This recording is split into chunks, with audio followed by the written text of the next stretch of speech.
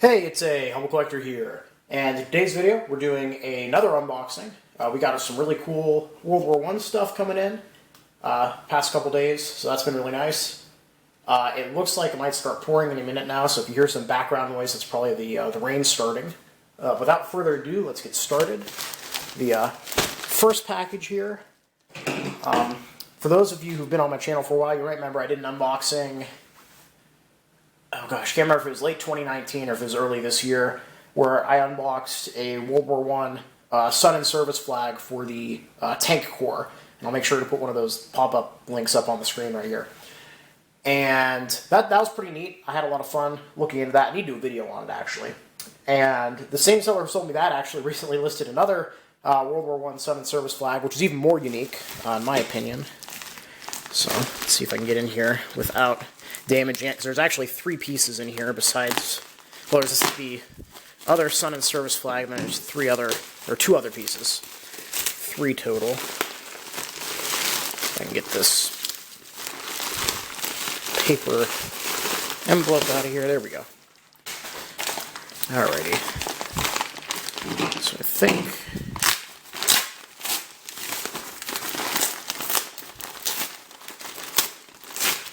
through the paper. Right.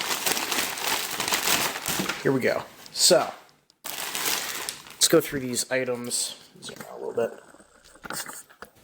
Zoom. Okay. So, there's 3 items in here, and we'll take them out one at a time and look at them. So the first here is probably the most important as far as figuring out the history behind this this Sun and Service flag. Oh gosh, that banner's longer than I thought it was. Okay. So, let me lay it out here so you can actually see it. Pick up my camera. So, Niagara Council, number 8. So, for those of you who maybe aren't in the U.S. or around here, I'm going to assume that the Niagara Council here refers to a Native American council of some kind, probably like the Village Council, and not sure what tribe. That's what the research I'm going to be doing is going to be indicating. So this was probably hanging in like their meeting hall. So you can see it's definitely hand done. Stitches are a little rough in a couple places. A lot rougher than they looked in the pictures, actually.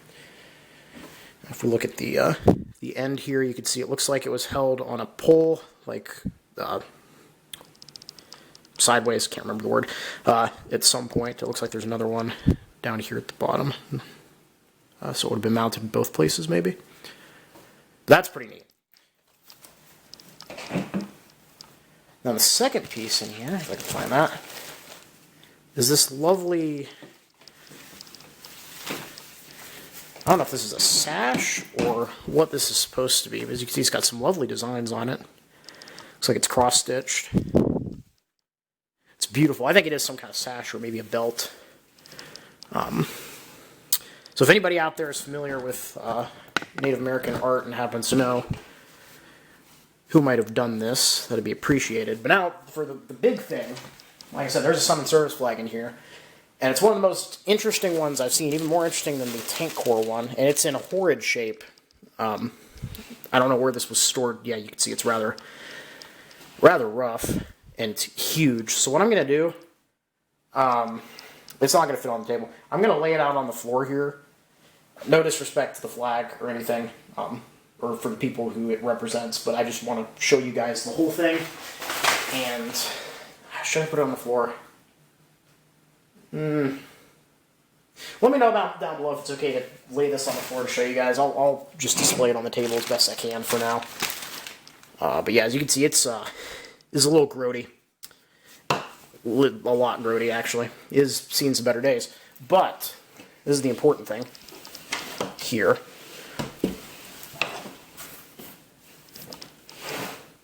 Man, look at this. I mean, it's moth-eaten, and it's old. But dang, is it cool. So, try to get this as unfolded as possible. Alright. So, this Sun and Service flag has 4, 8, 12.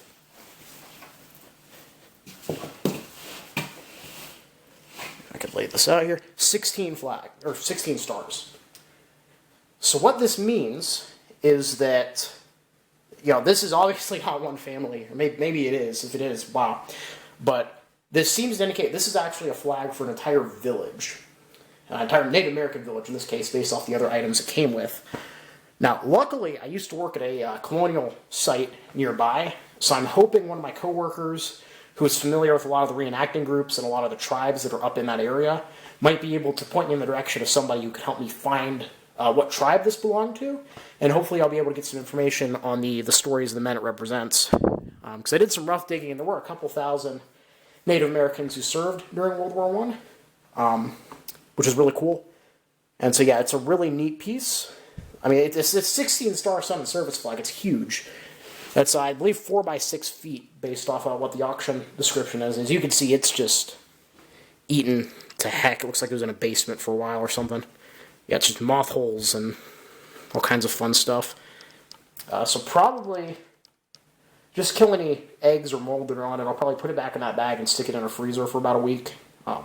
That should kill anything that's on there. It's definitely dry. I'm not worried about anything freezing. But you can see it's pretty dirty and faded, and it's got these holes in it like there was something dripping on it for a while, which is unfortunate. But yeah, very neat. I'm going to fold this up later. But really a cool flag. I'll try to clear this table afterwards and maybe try to take a picture and put it at the end of the video. And but yeah, so if you know anything about that, let me know, because that's probably one of the coolest Sun and Service flags I've seen. And now I have a pretty interesting set, because I have the Tank Corps one, and now I have this village size one, which is really interesting. Okay, so after that, let's move on to the next package. With it, some nice trench art pieces that apparently belonged to the same soldier.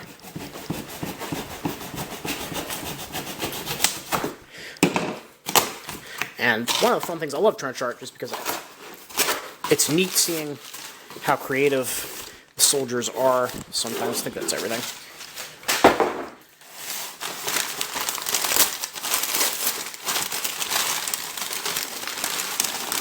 Awesome. Okay. So we have 2 quality Ziploc bag there. 2 of these mess kit lids. Apparently they both belong to the same soldier. What happened to the rest of his mess kit, I have no idea. Why he had 2, I also have no idea. But first one here, as you can see, I can hold that up. 52nd Engineer. Lovely castle design right there for the engineer. Beautiful. G.R. Newkirk. It looks like France. Let's see if I can catch that there in the light. 1918, 1919. Lovely mess kit lid here. Nice trench art. Honestly, for what I paid for the lot, I would have just bought this one because it was really nice. But it came, I don't think there's anything on the back, but it came with the second one, which had a really kind of dopey looking eagle on it. As you can see, it's not very proportionate. Its head's a little screwy there. It looks like he was trying to do some other work there, crossed it out. It's got like chicken feet. And it looks like he realized it wasn't that great. Oh, hold on. Mail's here. Let me pause this.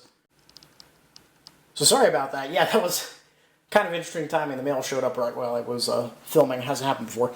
But anyway, yeah, it looks like they never finished the wing here with the feathers. So I'm guessing the soldier abandoned this. Also, it's pretty corroded, which is kind of odd just on the one side.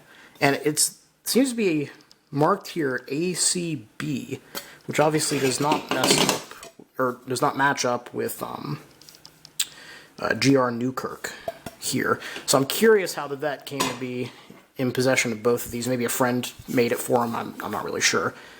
But yeah, I love this eagle though, because I love trench art because it goes from masterwork quality piece to something that somebody with very little artistic experience did. This falls more on the latter, like somebody who had some experience but not a lot. But I like it. I think it's really good. It's better than I could have done. So I'm a fan of that. And interestingly enough, with the mail actually came another package. Last auction that I won recently. Wasn't supposed to get here until tomorrow, so that was fun. Not going to unbox it or show it on the video here just because it doesn't... I kind of liked the fact this was all World War I stuff, so I don't want to throw some World War II in there as well. But I recently acquired a grouping of letters for a soldier from SS Viking. I won 4 letters at an online auction, and then the seller reached out to me afterwards and said, "Hey, if you're interested, I have a whole bunch of other letters from this guy. You know, I'm going to list them in lots. If you basically, the way it made it sound is like he wanted to give me first dibs before he listed them and sent them off and sold them to whoever. So I worked out a price with him. So I have 37 letters, I believe, all from the same member, and 1 letter from one of his officers back to his family, letting them know that he'd been killed by shrapnel in the Ukraine. So that'll be interesting. Obviously, these went through censors, so I don't know if there'll be any information in there relating to, you know, like war crimes and things. If there are, obviously, I'll reach out to the appropriate organizations and see if they're aware of those, or if they, or, you know, just give them the information. They can do with it what they will. But yeah, there should be some hopefully interesting stuff in there once it gets translated. It looks like they're all to his girlfriend and then to a family that he was friends with. Maybe a family of a fellow soldier. Family Wilhelm Portescheiser. I have the letters right there, but like I said, I don't want to keep this World War I video, so we'll get back on track. So this is a really cool piece, and when I saw it, I was kind of like, huh, that's something you don't see every day. So, more trench art, by the way, but this is a little more unique than the mess kit lids. And the reason that I opened up those letters instead of just waiting to do it later was the envelope was marked about 4 different ways, do not bend. And of course, Postal Service bent the frickin' thing. Luckily, all the letters are fine. Oh, good, packing peanuts, my favorite. Look at that. Okay, so how do we want to do this? Oh, please don't make a mess.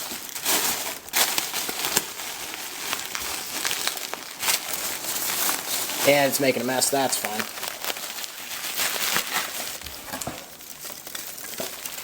Gosh, I hate packing peanuts. Alright. There's a whole bunch on the floor, but I'll clean that up in a minute. This is really cool, and it's related to something that I'm kind of starting to get interested in. I'm still looking for some good books, and we'll talk about that in a minute, so if anybody has any recommendations. It's a nice sturdy box right there.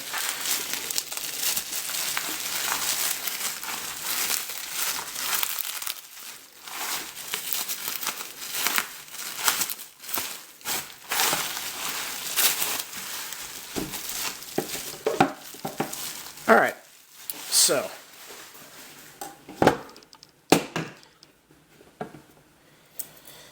now you're probably wondering, what is this? So I saw this and I was curious because it appears to be a nice trench art trinket box for a member of the Balloon Corps.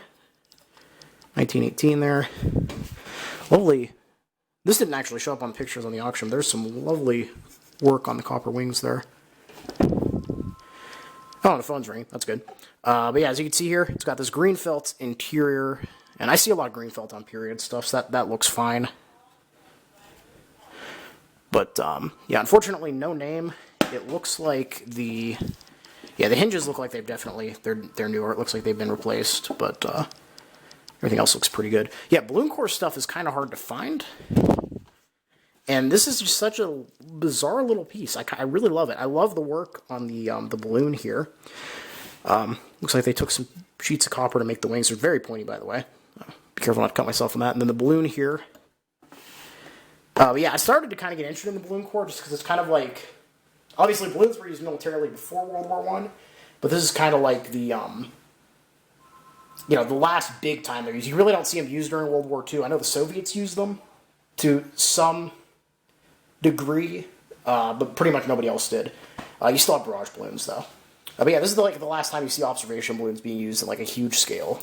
Conflict. Unfortunately, no latch on the box either, but it's got these nice heavy copper sides. But yeah, unfortunately, no name to it. Just came out of in a state. Somebody was selling it on eBay, actually. And, but yeah, so I'm starting to kind of look into Balloon Corps stuff. I did see one book reference is like a grandstand seat or something like that. It's like $80 though, so it's going to be a while before I can get a hold of it. So if anybody knows any good like online resources for the Balloon Corps, both the American Army and then pretty much any other nation during World War I, that'd be very much appreciated. But yeah, so a nice lot of World War I stuff. Got some lovely trench art here between the box and the lids.